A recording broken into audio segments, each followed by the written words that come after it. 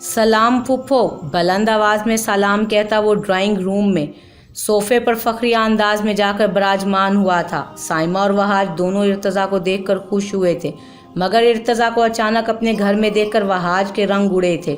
बेफिक्र रहो, आज तुम्हारे लिए नहीं आया हूँ मैं यहाँ, अपनी मंगनी पर दावत देने के लिए आया हूँ।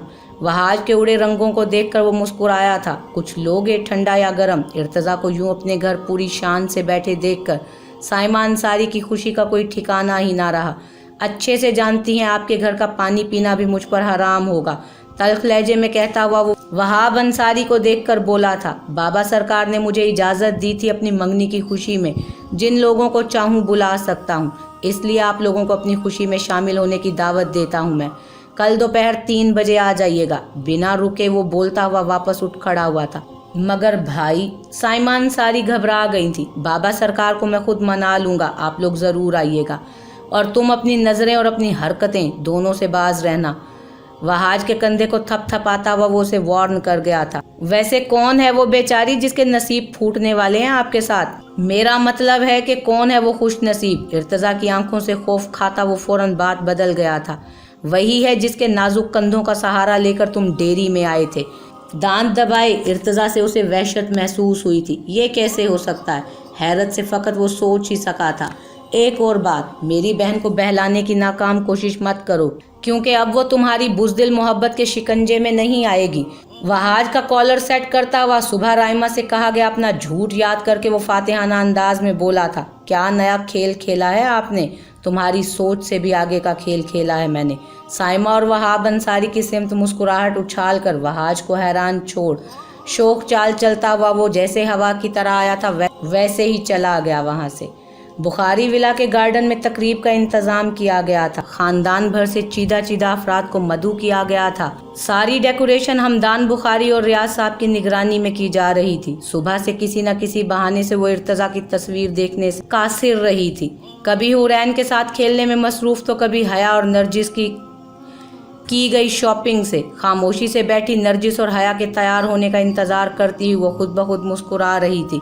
किस बात पर मुस्कुराया जा रहा है पता तो चले हमें भी। हया की नज़र माहीन के मुस्कुराते चेहरे पर पड़ी तो वो फौरन से पूछ गई, पता नहीं क्या हो रहा है मेरे साथ, मुझे बात बेबात हंसी आ रही है। पता नहीं क्यों इतनी खुशी महसूस हो रही है, जैसे पता नहीं क्या मिल गया हो। अपनी कैफियत से अनजान माहीन को बोलते देखकर नरजिस ने उसे संजीदगी से देखा। अल्लाह पाक तुम्हारी खुशियाँ सलामत रखे, नरजिस लहजे में अनजाना सा डर लिए बोली थी।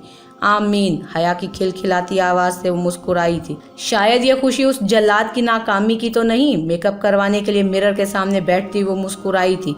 अपने शोल्डर कट बालों को स्ट्रेट करवाए वो लबों पर शॉकिंग पिंक लिपस्टिक लगाए और ब्राउन लाइट मेकअप के साथ अपने पहने हुए सिल्वर गोल्डन कलर के खूबसूरत कामदार शॉर्ट फ्रॉक के साथ टाइट सिल्क के पाजामे को जेब तन किए हुए तैयार थी। मगर अपने पाँव में स्लीपर पहने देखकर वो बेड के नीचे रखी ड्रेस से मैचिंग अपनी हाई हील्स पहनती हुई अपने खुले बालों को आगे करती मिरर में खुद को देखकर मुस्कुराई थी। काश यहाँ हैदर भी होता। खुद के खूबसूरत सरापे को देखकर उसे हैदर की कमी महसूस हुई थी। सुना है हैदर साहब की आज रात की फ्लाइट है, शरारत से कहती हुई सिंपल मैरून कलर के घेरदार फ्रॉक के साथ हमरंग चूड़ीदार पजामे के साथ हम रंग दुपट्टा कंधे पर फैलाए हुए नरजिस कहीं से भी एक बेटी की माँ नहीं लग रही थी। हाँ तो आज थोड़ी ना शामिल होगा हमारे साथ, कल रात को आएगा। नरजिस की गोद में मैरून कलर की फेरी फ्रॉक रखी हुरैन को खोलती वो उदास हुई थी। सब तैयार हो जाओ। रूम में दाखिल होती शाकरा बेगम हया और नरजिस को तैयार देखकर चुप हो गई। सब तैयार हो? हम दोनों तैयार हैं, बस माहीन रहती है। कैसी लग रही हूँ अम्मो जानी? वो शाकरा बेगम के सामने खड़ी हुई। बहुत प्यारी लग रही है मेरी बच्ची। शाकरा बेगम अपनी इकलौती बेटी की नज़र उतारती हुई उसकी पेशानी पर बोसा देते बोली, ये बहुत डार्क हो गया है, प्लीज़ लाइट कर दें। माहीन के बार बार बोलने पर ब्यूटिशियन ने गुस्से से अपना हाथ पीछे किया। मैम, इससे ज़्यादा क्या लाइट होगा? वो जिद चाहिए थी। माहीन, बहुत प्यारी लग रही हो, कोई ज़रूरत नहीं है ज़्यादा लाइट मेकअप करने की, जिद करने की। आप बेटा इसकी मत सुने, ब्यूटिशियन को कहते हुए वो माहीन को प्यार से डांट कर खुद भी चेंज करने के लिए वहाँ से गई थी। शाकरा बेगम की डांट खाने के बाद वो खामोशी से बैठ गई। वहीं शाह हवेली में तैयारियां अरूज पर थीं। शाहिदा बेगम अपने फूले हुए हाथों पैरों के साथ मुलाजमाओं पर हुक्म सादिर करती हुई राइमा को अपने साथ लिए बिलाखिर तैयार होने के लिए अपने रूम की तरफ बढ़ी थी, जहां ब्यूटिशियन उनका भी इंतज़ार कर रही थी। लंदन का मौसम आज खास खुशगवार था। ग्लास विंडो के पास खड़ा मध्यम सी धूप को देखकर उसे पाकिस्तान की चमकदार धूप और रोशनी याद आई थी। यहाँ गुजरे 2 दिन भी उसे सदियों की मानिंद लग रहे थे।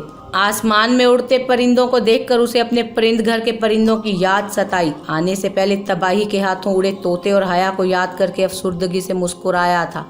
अफसुर्दगी से विंडो के पास से वापस बेड पर बिखरे सामान को पैक करते हुए उसके हाथ रुके थे। क्या हो रहा है? दिल में उठी बेचैनी से परेशान हो तो वो बेड पर गिरने के अंदाज में लेटा था। अपने बजते हुए फ़ोन की तरफ मुतवज्जो होता वो तबाही कॉलिंग देखकर हैरान हुआ। तबाही को याद किया और तबाही की कॉल आ गई। फ़ोन पिक करते वो हया को कुलसाने के लिए बोल पड़ा था। इसे तबाही नहीं, दिल को दिल से राह कहते हैं। सड़ी हुई कुकड़ी चबाकर कहती वो उसे बहुत ज़्यादा मिस कर रही थी। कैसी लग रही हो आज? हैदर का सवाल उसे हैरान कर गया। हमेशा की तरह बहुत प्यारी। शाने बेनियाजी से बालों को पीछे करती वो इतराई थी, जैसे हैदर फ़ोन पर नहीं उसके सामने हो। मेकअप के बाद प्यारी लग रही होगी, क्योंकि वैसे तो तुम सदाबहार एक ही शक्ल लिए फिरती हो। हया से बात करता वो अपने दिल में उठी बेचैनी पर काबू पा गया था।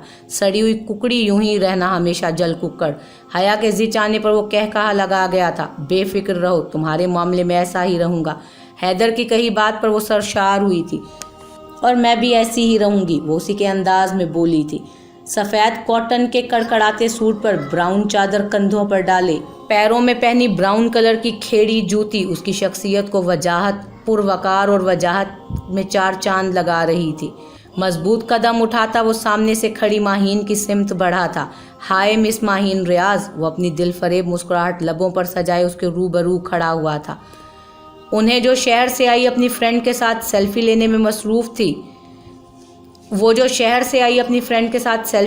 मसरूफ़ थी, उसे अपने सामने देखकर चौंकी। साथ खड़ी उसकी फ्रेंड इर्तज़ा की शानदार पर्सनालिटी को देखकर मुतासिर हुई थी। माहीन रियाज मैं ही हूँ। माहीन के सामने हाथ हिलाता हुआ उसे देखकर मुसलसल वो मुस्कुरा रहा था। तुम लोग जाओ यहाँ से, सख्त लहजे में कहती हुई वो अपने साथ खड़ी दोस्तों से मुखातिब हुई। माहीन के इस तरह भींचने पर अबीरा उसे घूरती हुई बाकी सबको लिए वहाँ से निकल गई थी। आज आप कुछ ज़्यादा ही नहीं तैयार हो गई हैं?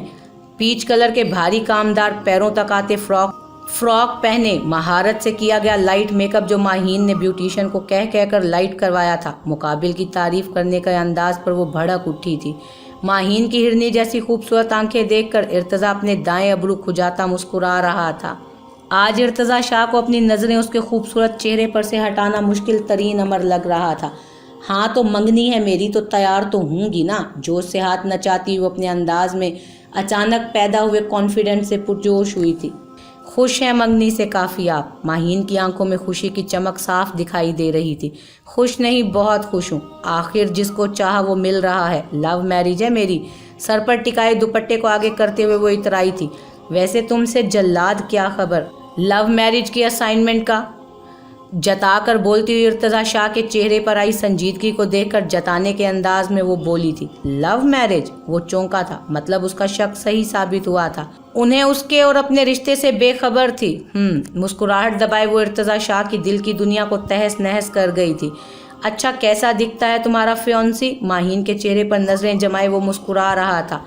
क्यों तुम्हें नहीं पता? मिन्नत अस्पताल के मालिक हैं। माहीन की आज हर अदा पर उसे टूट कर प्यार आ रहा था। 6 फुट को छूता दराज कद। इर्तज़ा अपने कद से मवाजना करता हुआ हैरान हुआ। उसकी लंबी हाँक पर गहरे स्याह बाल, अपने बालों को उसने आज से पहले गौर से नहीं देखा था। उनाबी लब दबाए वो माहीन के मगरूर जाविया देखकर हैरत का शिकार हुआ था। खड़ी सुतवा नाक बिना हथियार के अपनी नाक से किसी को भी चाक कर सकता है। नाक की सीध से अपनी अंगुष्ठ की उंगली फेर गया था वो, और आंखें ऐसी के दिल करता है उनमें डूब ही जाऊं। वो किसी रियासत के शहजादे का हवाला देती हुई पहले तो घबराई थी, मगर मुकाबिल के कड़े तासुरात देखकर अपनी घबराहट को थपक कर सुलाती हुई पुरजोश हुई। अच्छा। मुस्कुराहट जो अब तक इर्तज़ा के चेहरे पर बिखरी थी अब सिमट गई। देखा हुआ है? इर्तज़ा शाह को तफ्तीश हुई। देखा हुआ है?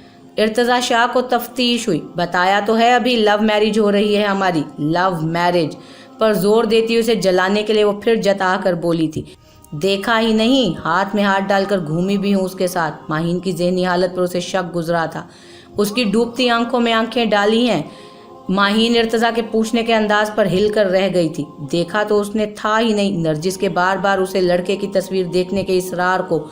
वो हवा में उड़ती हुई मंगनी के लिए तैयार हो गई थी। इर्तज़ा पर अपना रोब झाड़ती हुई वो पछताई थी अपनी हद दर्जा बेवकूफ़ी पर। उसकी चलती ज़ुबान को ब्रेक लगा रहा था वो। तो मंगनी क्यों कर रही हो, डायरेक्ट निकाह कर लो, संजीदगी से कहते हुए इर्तज़ा को ये जानते हुए भी कि जिस शख्स से माहीन की मंगनी हो रही है वो वही है, मगर फिर भी उसे जलन महसूस हो रही थी। वो तो मेरे कहने पर हो रहा है ये सब। एंगेजमेंट के बाद गोल्डन परेड का भी मज़ा अपना होता है। वापस से अपने बाएं हाथ को नचाती हुई अपनी खिजालत मिटाती हुई बोली थी, नाम क्या है? इर्तज़ा के हद दर्जा सख्त लहजे से वो घबरा उठी। आएगा तो मिल भी लेना और पूछ भी लेना। उंगली में पहनी हुई अंगूठी के साथ हरकत करती हुई उसे बहुत प्यारी लगी थी। शायद आ गया है तुम्हारा फियांसी, तुम जाओ और दोबारा से टचअप करके आओ। माहीन के झुके सर को देखता हुआ वो उसके करीब से गुजरा था। टचअप कराओ जलाद। इर्तज़ा की नकल उतारती हुई वो पैर पटकती अपने गहरे फ्रॉक को उठाती ड्रेसिंग रूम में आई थी। टचअप ले लिया। ड्रेसिंग रूम में एंटर होती नरजिस अपनी मासूम सी बहन को पहली बार इतने मेकअप में देखकर हैरान हुई। बहुत प्यारी लग रही हो। माहीन को खुद से लगाती वो दिल से मुस्कुराई थी। आपी वो मुझे अपने फियांसी की तस्वीर देखनी है। माहीन की अचानक मांग पर अपने खाली हाथ उसे दिखाती हुई वो बोली थी, जहाँ कल से नहीं देखी है तस्वीर तो थोड़ी देर और इंतज़ार कर लो। माहीन की दिन भर की खुशी फिर से बेचैनी में बदल गई थी। मुझे आपसे एक बात करनी है, प्लीज़ साइड पर आ जाएं। इर्तज़ा शाह के सबको अचानक इस तरह से एक तरफ बुलाने पर राइमा और हया के अलावा सब इर्तज़ा के पीछे घिरकर अंदर गए थे और हैरान भी हुए थे।